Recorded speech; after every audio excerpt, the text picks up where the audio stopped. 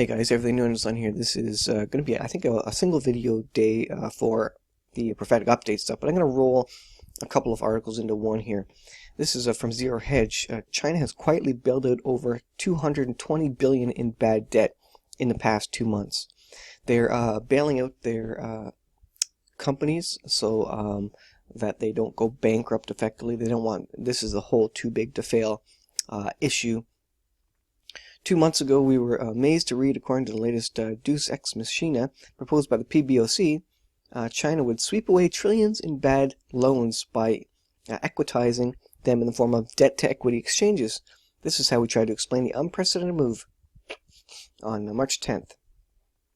This proposal entails nothing short of a nationalization on a grand scale, one which gives China's impaired commercial banks, which are implicitly state-controlled, the equity keys to the companies to which they have been given secured loans which are no longer performing because of the underlying assets are clearly impaired, and where cash flow generated can't even cover the cost of the interest payments. In effect, the PBOC is proposing the biggest debt for equity swap ever seen.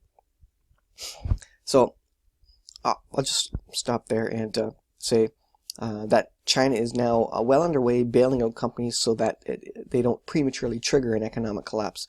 These countries don't necessarily want to see an economic collapse. They want to see an expansion of the debt bubble. Because if they have an economic collapse, they may have civil unrest and wars. So they don't necessarily want to see that, but they're still printing money out of thin air to basically bail out these companies and, flipping money from the right hand to the left hand, so that there's not a cascade of events, a cascade of bankruptcies occurring. And so the trouble is now absolutely in China's court right now. The trouble in the 2008 trouble happened in the U.S. In large part, and they had to do a whole bunch of bailouts. And now the trouble's going to China, and they're going to have a massive crash, and they're going to pull the whole rest of the world down with them. This is a CNBC article. When is it safe to buy gold? After the Fed hikes, Gartman says. Now, if you listen to kind of anybody on any alternative news site, they would probably suggest that it's good anytime to purchase gold. Something strange is happening right now in the gold market, and it has commodities investors Dennis Gartman erring on the side of caution.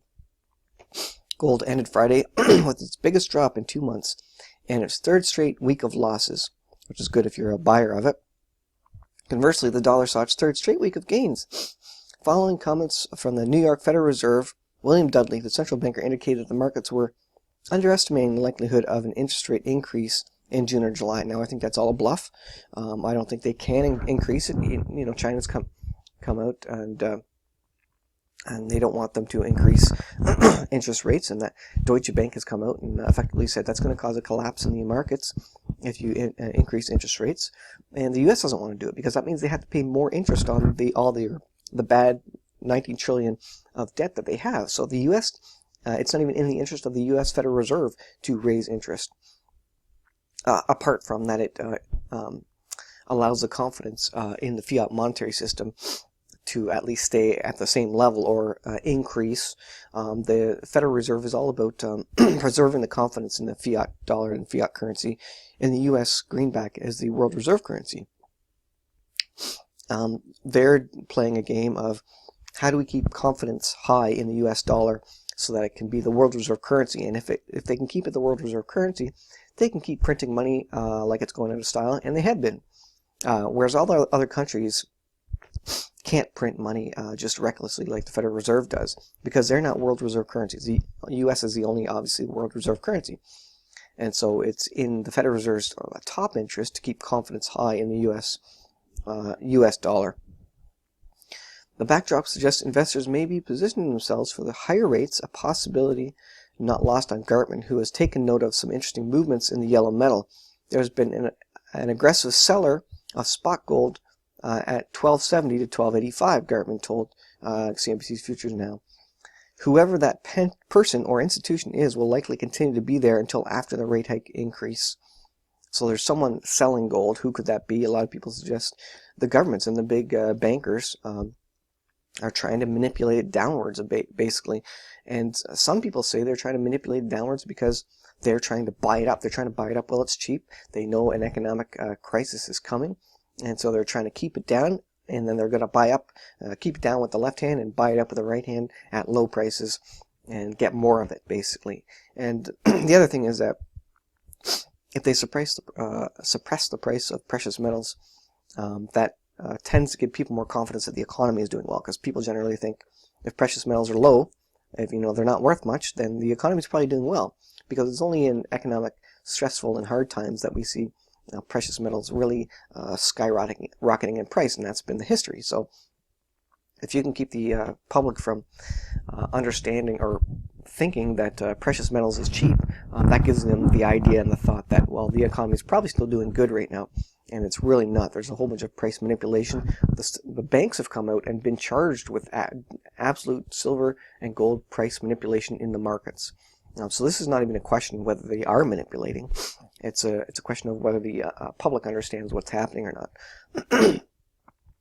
And Gartman said, I would be hesitant at owning gold in dollar terms, added Gartman.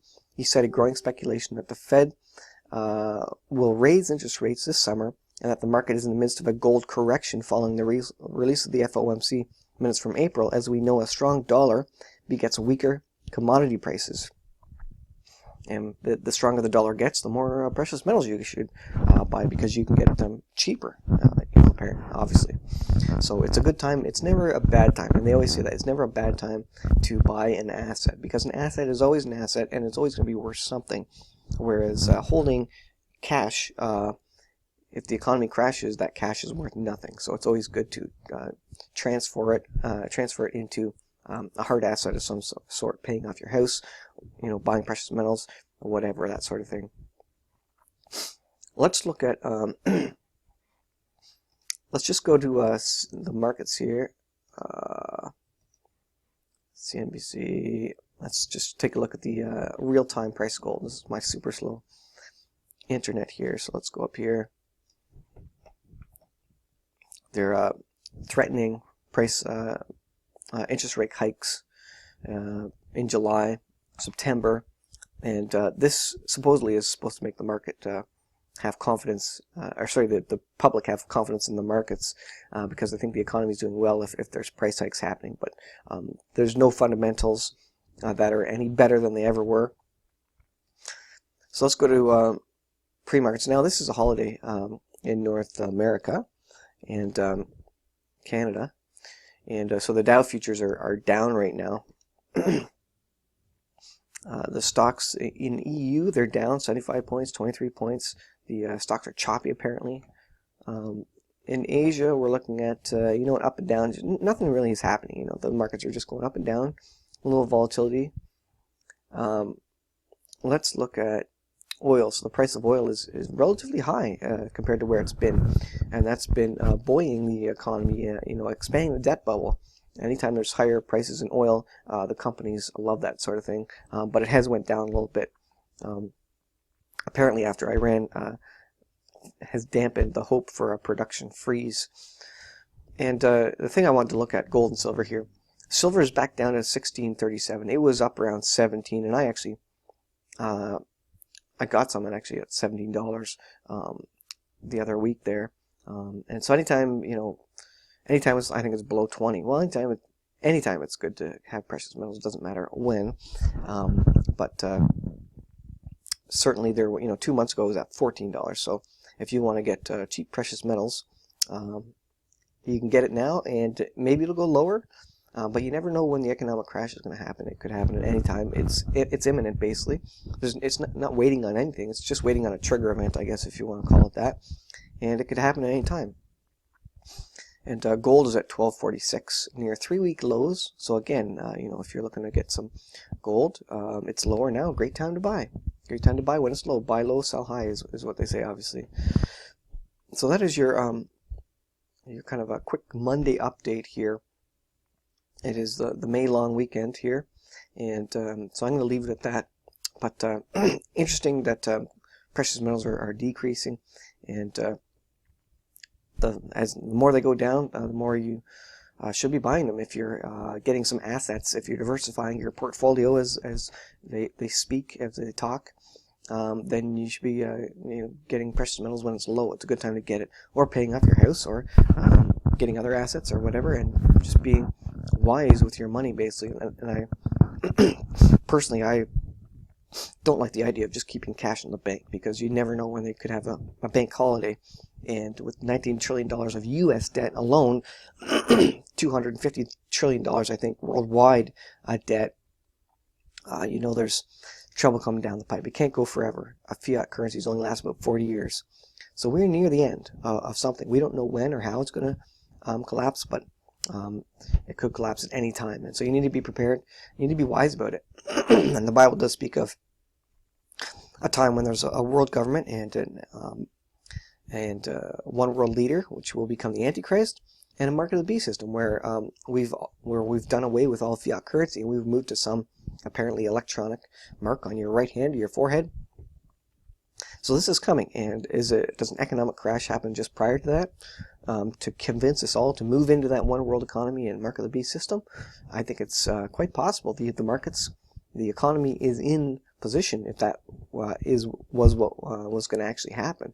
So we'll see how it plays out, and it should be an interesting year economically. So pay attention, guys, and be wise. And I hope you know Jesus Christ as your Lord and Savior. He died on the cross about 2,000 years ago for my sin and your sin, and He wants you in His family so that you can be with Him in eternity. So I'll leave it at that, guys, and I hope you guys do get to know Jesus Christ.